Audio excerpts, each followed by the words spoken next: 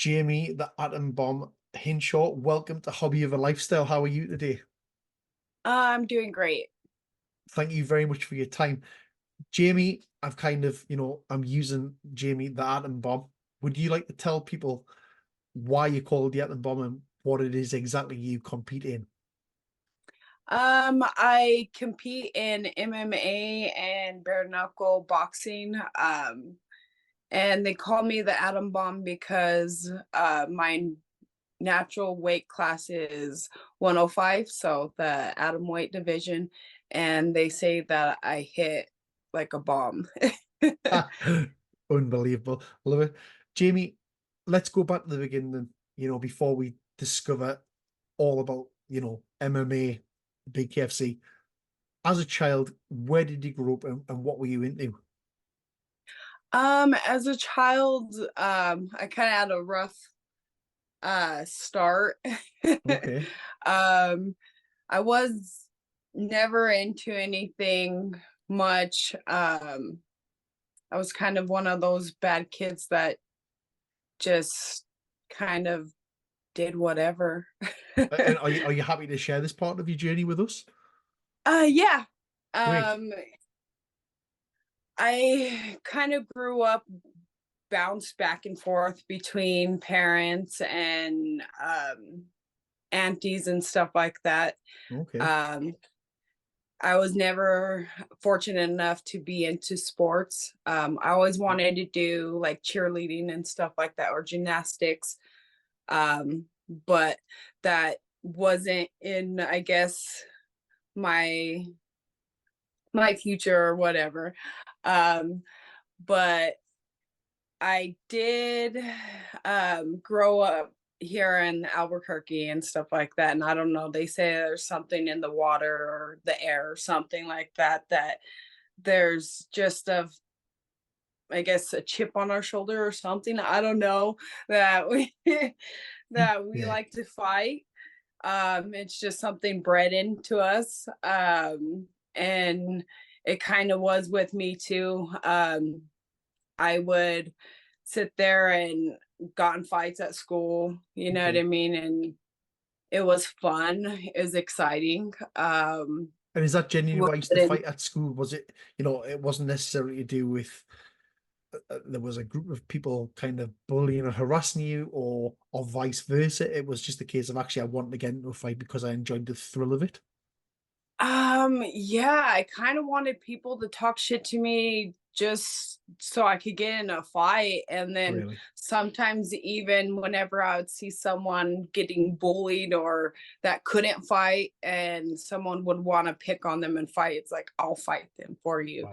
Uh, And do so, you think that was it very was much kind of kind of a I suppose not a rebellious phase, but almost an opportunity for you to get rid of that pent up anger or aggression that you maybe had because, as you mentioned there, your childhood was being bounced maybe between family members and whatnot, and maybe he's not having that stability in there that just allowed you to vent, release anger, even get attention, I suppose, if that's reading between the lines.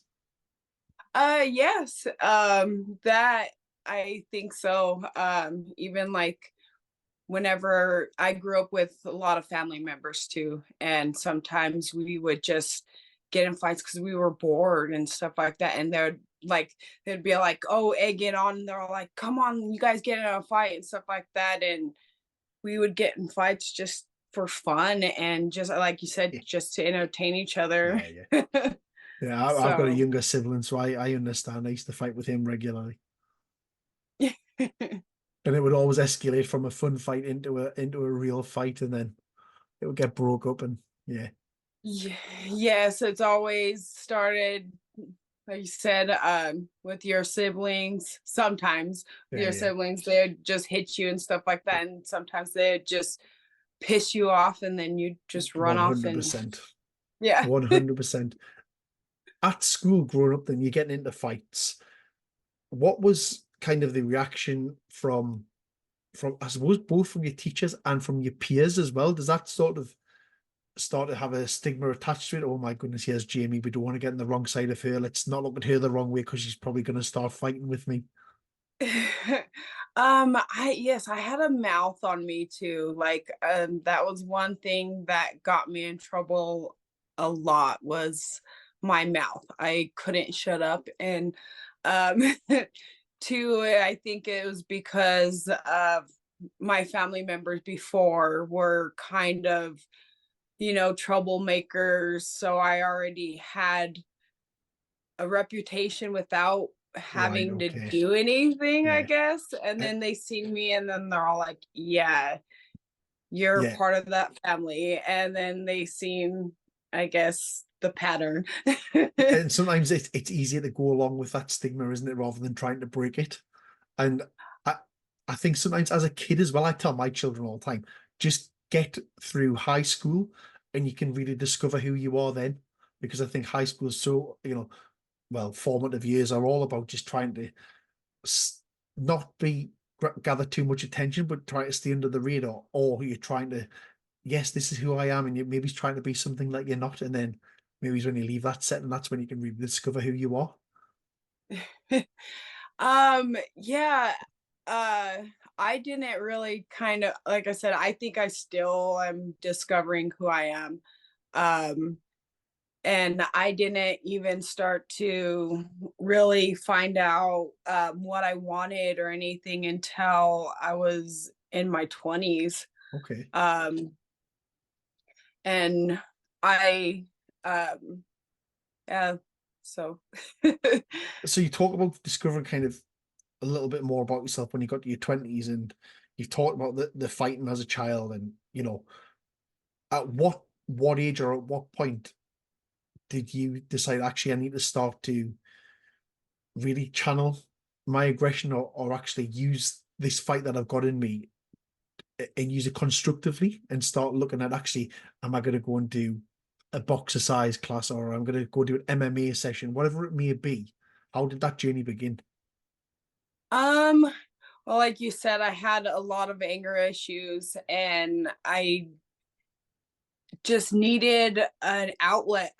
I knew that I couldn't be childish forever and be stupid, you know what I mean? If my actions, I kept doing what I was doing as a kid, as a grown up, you can't be doing that. Nah. You'll end up in jail. You know what I mean? And stuff like Yeah. that. And like, yeah, some people might think that's cool, but I don't have a record and I don't want one. I don't Yeah, like of to course. be No, no, I totally told what agree. to do and locked up, confined, you know what I mean? So um yeah, uh I decided I'm more like I just can't do this no more. And I adopted my niece Wow. and I was being like a mom for a while and um I kind of packed on a couple pounds that I didn't really like to.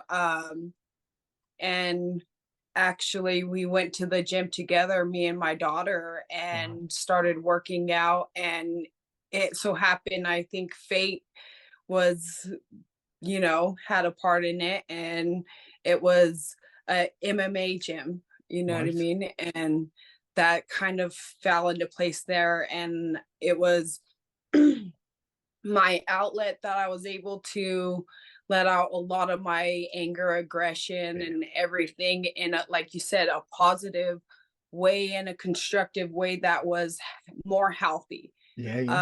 for me and everyone around me. you But know. you see it so much in especially, I think, in, well, just in retired athletes in general, that the mental health issues come when they haven't got that outlet anymore, or they're not doing something continuously all the time. I mean, you look at some of the former boxers who've took mental health kind of, and it went too far because they haven't had that outlet, and then they make career comebacks because all of a sudden they're back in the gym, and they've got that way to expel the energy and stuff like that. So it's quite, I totally understand that there being an outlet as well, and I think it's probably well documented in research papers, and you can see it's quite evident. You can see that first, and I think it must have been fantastic for your daughter to have that role model with her in her life, who was actually you're doing exercise with her, but then you're also teaching her self defense and really good life skills whilst learning them yourself. at one point in that MMA journey, then when you started out and you're going along with your daughter, and it is very much a case of you're going for fitness because you said you maybe lost, you wanted to lose some weight, you're going and doing classes. At what point did you go, okay, this is something I would like to maybe compete in? Was it yourself who noticed that, or was it somebody at the gym who said, you know what, is Jayme, actually, if you really apply yourself, you've got the talent? Um, yeah, like I said, it started out as like just a hobby just to get into shape and Yeah, for an outlet, and kind of right away I knew that it was like a thrill, something that I wanted to work towards. And I did all the classes and everything like that, and um I wanted to just get in there, and like you said too, I had people believe in me behind yeah, me yeah, and said, there's something I think I see in you that, if you want to pursue this, I think you have a good shot. yeah. And so I kind of ran with it, you know what I mean? It was something that thrilled me, excited me, and like I said, I had the support, so I just took off with that. What is the change like from training for fun to all of a sudden someone's seen a talent in you, and you've got the bug for it as well? Going, right, I'm going to train for fun now, I'm going to train for a competition. Was it ever any point in that beginning part of the journey where you thought, oh my goodness, what have I let myself in for here? Because all of a sudden it goes from being fun to being really serious, and actually I'm competing and someone's going to be hitting me back for real now. Well, I wasn't even in there a full year before I jumped into the boxing ring. Wow. So like it was, like I said, more exciting Yeah, yeah, for me. Like it thrilled me, and I was like, yes, let's do this again. It was like a natural high, you know what I yeah, mean? yeah, And I was chasing it, and I was like, when's the next one? When's the next one? Um, did a couple the boxing, like the amateur boxing, and then I started just to want to do MMA, yeah, and because I was training everything anyway, so it seemed more for me at the time, um, more exciting MMA, because it was more like a street fight, I guess you could yeah, say. You could use more of your limbs, you know what I mean, have more weapons. yeah, yeah, So I just started to try to take that seriously of training to get in a fight for MMA, and I did that, did the my amateur career, went almost undefeated, wow, um, did like 3-1. And my last fight I took last notice, and I went up in a weight class, and that one was the one I lost. But I did sometimes you need survive those, don't you? the whole time, Yeah, which was awesome. And so it was still kind of a win in my books. And yeah, then I kind of went pro from there, because I was sitting there trying to get fights, and just no one wanted to fight me at that time, just because they seen that I was 3-1 yeah, and I was finishing girls in the first round. So like my coaches are all like, what do you think about going pro? Maybe we can get you fights there. yeah. And I was like, well, let's do this. Like, yes, you know what I mean? And it kind of took off from there. And it's interesting. I kind of spoke to Noah about this as well. And coming from a combative background, you know, having boxing gloves, and I'm sure we talked about the psychological. There's probably studies that show there's probably very little difference between getting hit off a 10-ounce boxing glove and a 4-ounce glove, because it's, the padding probably doesn't make too much. A lot of it ends up being in wrists and whatnot, but actually psychologically you probably think, wow, this is totally different.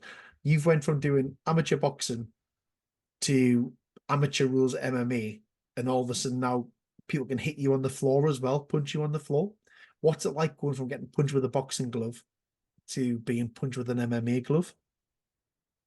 Well, like I've been in street fights before, so it wasn't nothing that like scared me or like Yeah, yeah. I didn't really actually think about. And yes, it is different. There's a It lot has to more be. cushion and power. But with MMA with the 4 ounce gloves, I wasn't scared. It is a difference. But I think if I get hit with a boxer with a boxing glove that really knows how to Yeah, hit, yeah, sometimes I'd rather get hit with someone someone with an MMA yeah. glove. And So the I guess it reason, just depends on yeah, who's hitting you. and the reason I ask is because you obviously then, when we get there, is you kind of go to the next level, which is just bare knuckle. Now, Yes. that has got to be a totally different ball game again, because even no one mentioned it, the fact that all of a sudden you don't have that kind of one one surface area.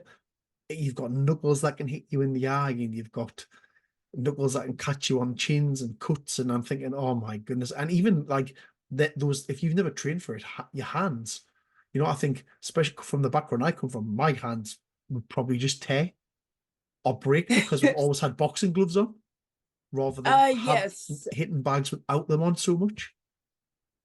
Yes, you have to have some kind of conditioning. And it's totally different too because it's not MMA and it's not boxing. It's like kind of like dirty boxing, Yeah, more or yeah, less, I think, you know.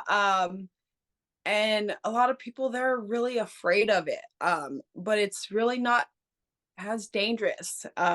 Muay Thai is pretty like if you've ever seen Muay Thai fights, like they get cut all the time too. yeah, The elbow splits and everything. yeah, yeah, And but bare knuckle, yes, it looks kind of gruesome. We're more prone to getting cut, but they have a great system yeah, out. You know what I mean? The doctors and everything like that, they go and take us out and take yeah, yeah. care of us right away. And like I said, cuts sometimes look more gruesome to people. Yeah, it's a Thankfully, I haven't had any in the bare knuckle. I have had it in the MMA, but I think that'll probably change soon. yeah. I mean, so the pro MMA journey. How many fights was it in the pro MMA journey, and kind of what was the wins losses ratio there? um, with the honestly, I would have to look up my record. I think I did 9 fights or Right. It's so. a I'm not good amount even of fights, isn't it? sure. I know I lost a few. I lost around like 3 or 4 fights. And I won around five, And six. that's the I'm thing, though, too isn't it? sure. Especially when you're doing sort of one fight on one night. You can go to a competition through the day, and you might have 4 or 5 fights in a day, and you might win four and lose the fifth. But I think when it seems to be highlighted more when you're only fighting once on the evening, but everyone can have a bad day at the office as well. And there's so many factors they take into account. So sometimes you look at records and go, all right, well, I don't know. Even if he said 3-3, just for argument's sake, like that's still 6 fights, which is still really impressive. And it only shows a result. It doesn't show the actual content of it. So I think, it's very easy to get caught up with records. And I genuinely don't read that much into them, if I'm honest. Yeah, I like I said, I'm not in it for the fame or Yeah, anything. yeah. I'm in it just to fight and just for fun. I love that. So when people always ask me on my record, I'm like, I don't know, I just fight. Yeah, yeah. Yeah, I was But just asking how many fights, because I'm wondering what you talk about, the amateur boxing, and then, oh no, I want to do the MMA. And it's like you've almost did a 180 where you've went, I know although it's not boxing, you're like, let's do bare knuckle. So how does that opportunity even present itself? well, I had gotten an offer for bare knuckle before. And I was so excited for it. I was like, yes, let's do it. It's like a street fight. I was Yeah, like, yeah, it seems something more in my niche, you know what I mean? yeah, Because yeah, the way I fight, um, I'm not as, I guess they could say, the the most technical Yeah. fighter. I do go out there and I'm out there and I'm out for blood, you know what I mean? Oh yeah, I was Um, watching. so um, when they came to me, my coach, it was pretty brand new. It was like before the Page Yeah, Van yeah, Zant and everything.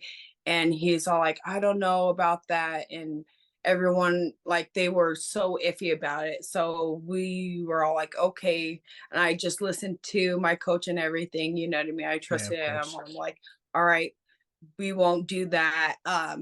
And I stuck to the just the MMA. Like, I did get a title, and I was the reigning defending champ. So I did do that in MMA, and then I got to go to Japan and Wow. fight there. So um, if I would have taken that, I probably would have not had that opportunity. Yeah, what an So experience. I guess things always align for a Yeah, yeah. reason, you know what I mean?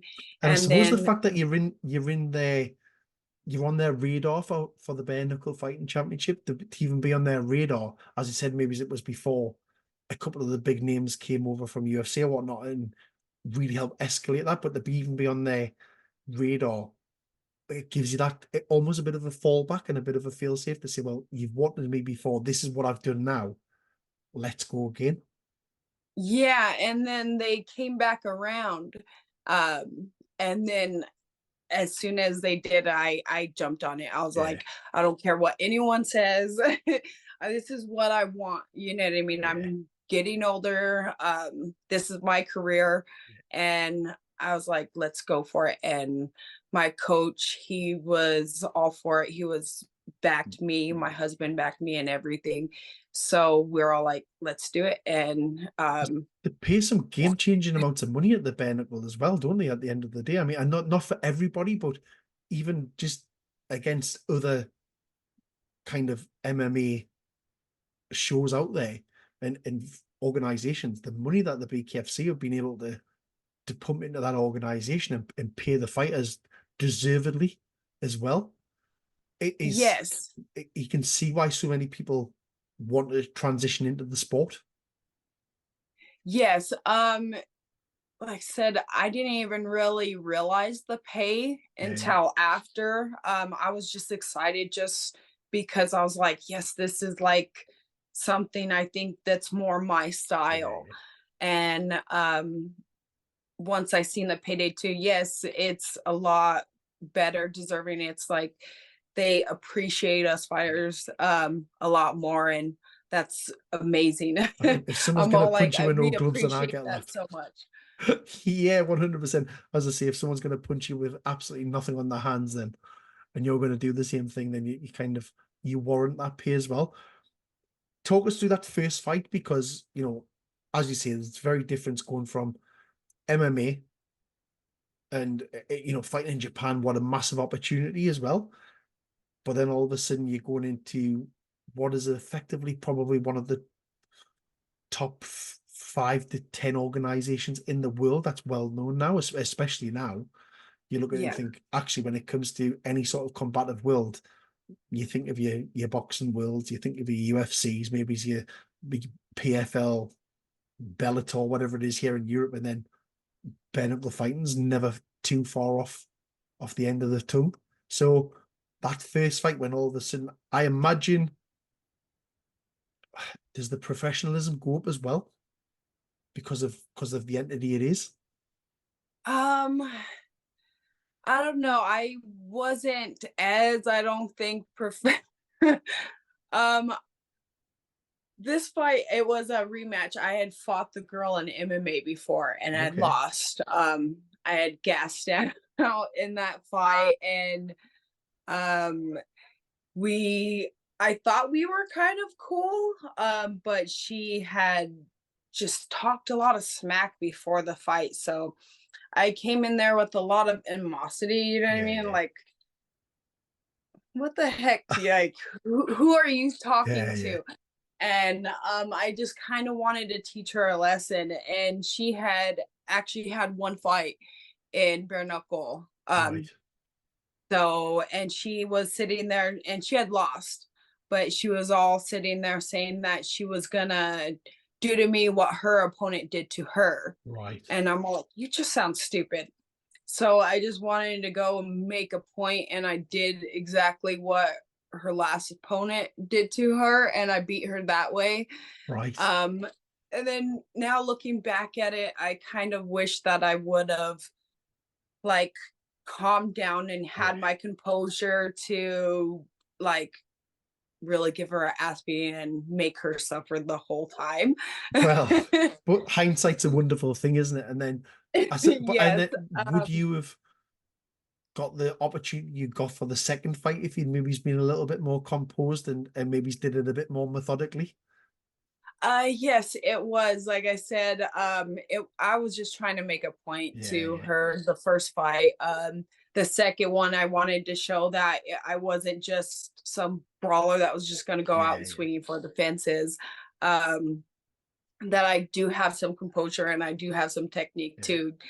Just because sometimes I don't display it doesn't mean I Yeah. don't have it. Well, I watched the second fight, and you're fighting a big name in within the BKFC there as well. Or certainly, you look at social media and like you kind of know the name straight away when it's mentioned. And I watched that Yeah. fight, and I'm thinking, oh, okay. And then you're watching as it kind of as with the camera panned out, and I'm thinking, has she gone now? Has she gone now? And then she goes down again. And I'm thinking, no, that was good the way and it was all very direct. I wouldn't have looked at that fight and go, wouldn't have questioned the technique. I thought it looked really clean. Second fight, you got the KO there as well. I mean, and like I say, looks as though it's a big name as well. How does that change anything? The fact that you've went from being 1 for 1, and then obviously you go 2-0, probably against one of bare knuckles' bigger names.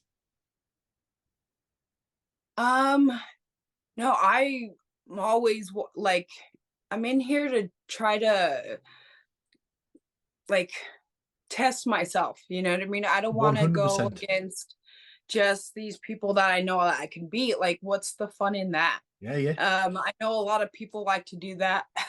Taylor. Oh, go on. Yeah, shout it out. We'll tag people. We'll call people out. We don't mind.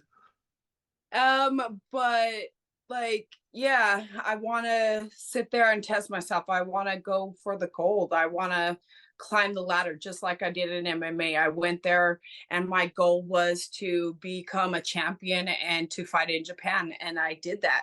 And I became a champion and I defended my title successfully. And then I Yeah, went into Japan and I did what I sought out to do. Here, I want the belt. I called out Britain Hart whenever I was pregnant. Like that was my total goal. As soon as I got into KFC, I'm like, I want that gold.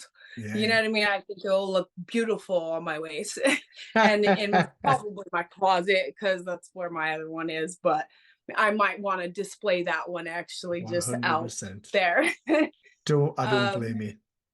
I yeah, don't blame. so I want to test myself. I want to go after the bigger names. I want to go against these people that are competition just so that like I said, what's the fun in beating someone that you know that you're going to Yeah, I win? totally agree. And you mean you look at that second fight, and I think this would be really interesting to talk about because you talked about the fact that you got pregnant after that second fight as well, and you know it's becoming a bigger now, and it's becoming talked about more. That is the reality for women, is they have to quit or certainly stop careers for a huge period of time because they're going to be parents, and rightly so. Unfortunately, body clocks don't wait for anybody, and it can be right in the middle of kind of, I suppose, the peaks of your powers when it comes to female sport. So can you talk about that? Because I think it's really important to highlight. As I said before, as a father of three little girls, you know, and my wife's a fantastic role model. She comes from a combative background and competed when she was younger before we had the children. But actually, there's still so many women who do compete, have children, and come back. Let's talk about that, because you going from a really, really big win to all of a sudden you're going to have anywhere from sort of 12 to 18 month hiatus. Yeah. Well, I know like we're supposed to be responsible and we should be, you know what I mean, as female athletes. Like um honestly, I never thought I could be like get pregnant. Like she's kind of my miracle child. Oh, congratulations! Um Wow. so like actually whenever I had my last fight, I was pregnant and I didn't know, like the test didn't show up until a couple weeks later after the fight. Yeah, yeah, So that was like a big like whoa surprise. You know what I mean? Like yeah. this is actually happening. Like I said, I should have been more careful and I should have been more what you call it, like respecting the sport, you know what I mean? You And know, on birth I'm not control if I even. wanted to be there. Yeah, I wouldn't even Um be. I'm certainly not here to judge that, and I don't even. You can't help if you don't know.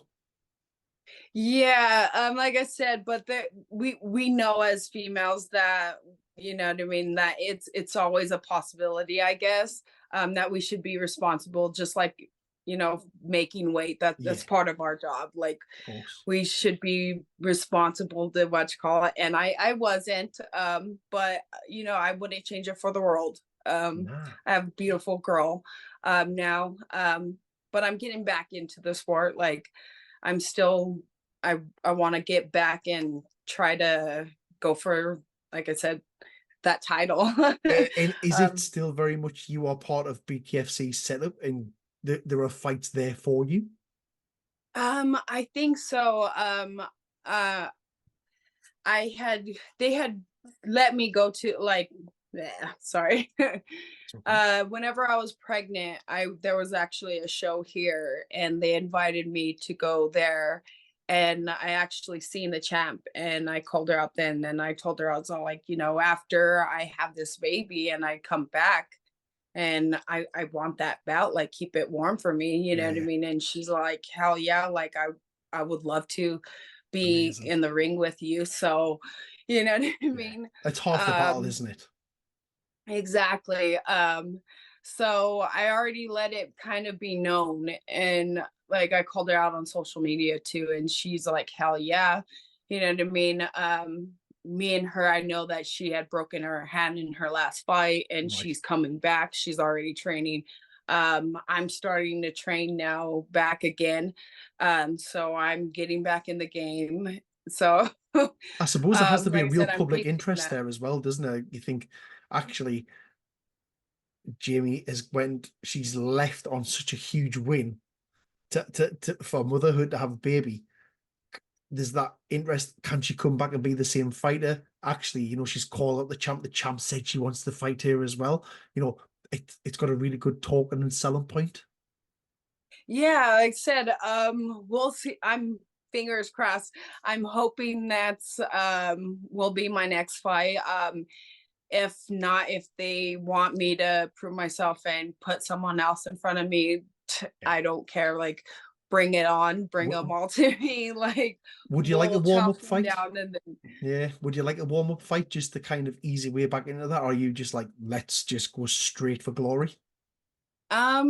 I honestly I want to just go straight for it. But like I said, if that's not in my cards, Yeah, yeah, of I'll get course. a warm up fight. Like that, Yeah, it doesn't matter to me. It's like riding a bike. You don't forget how to ride a bike. You know what I mean? Like yeah, you don't forget how to fight. Like I don't believe in ring rust or anything like yeah. that. So That's interesting. It's interesting. Obviously, you've talked about the aspirations for the future, and it's kind of dominating the bare knuckle world and getting that belt. What would be your one piece of advice to, let's say, a young lady who maybe aspires to be a professional competitor? um being a female in this sport, it's hard. Like even being a male in this sport, it's hard, you know what I mean? It's grueling, it's taxing. It's something that's you have to be mentally strong, not just physically. Physically is just a little part of it. Yeah, Mentally, I think that is one thing, and a lot of us struggle with that. Um, because it does beat you up. and beat you up all the time, Yeah, and yeah, you can't um you can't let it really get you down. So like I said, you got to be very mentally strong if you want to be in the fighting game. But especially being a female, there's different aspects about it. You can't be too girly, or else they don't take you seriously. But then you have to be pretty. yeah, But if you're too not pretty enough, then oh, you look like a guy and you shouldn't be what you call it fighting and stuff. Like it's so like I guess you have to deal with that high school stupid dumb yeah, aspect of it as yeah. well, not just the fighting. Have And you seen that change, Jamie, over the last sort of 5 or 10 years then since you've been competing? Have you seen a shift in mentality? So it's I can have a similar conversation when I look at some of the female competitors now, and I agree, and it's wrong. It's totally wrong, by the way. I'm not a fan of it at all. I think that certainly females should just be allowed to compete. It doesn't matter what you look like, what you're doing on social media, whatever. You should actually just be allowed to focus on being a professional athlete. yes, that's what sucks is like I was even always told like don't worry about that, like your fighting will speak for itself. Yeah, And it should, like especially like it should, just like for yeah, men, yeah, you know what I mean? Our fighting should speak for itself, but unfortunately it doesn't. And yes, I have kind of somewhat played into the role a little bit, but yeah, I haven't went full on crazy as most of these people. Like I don't know. Some of these people they go and have their like their face offs. It's like it's Halloween, or like they're going dressed up as a cosplayer or yeah. something, like they're going to Comic-Con. Like, come on, like we're get your head in the game. Like Serious where athletes. is it at? Like Yeah. you're going literally to war the next day. Like, what Yeah. are you doing? You know, I know I'm one of those ones that if it works for people, that's fine. But as long as it's kind of for yourself rather than playing up to expectations. So no, it's Exactly. interesting. Like if it's your thing, like and it doesn't like that's your ritual or Yeah, whatever. yeah, Like I know that there was that one girl, Roxy, like that was her thing, you yeah, know what I mean? Like she always was like kind of like how they people would say she was a geek, and that just made her feel awesome and yeah, cool, yeah, you know what I mean?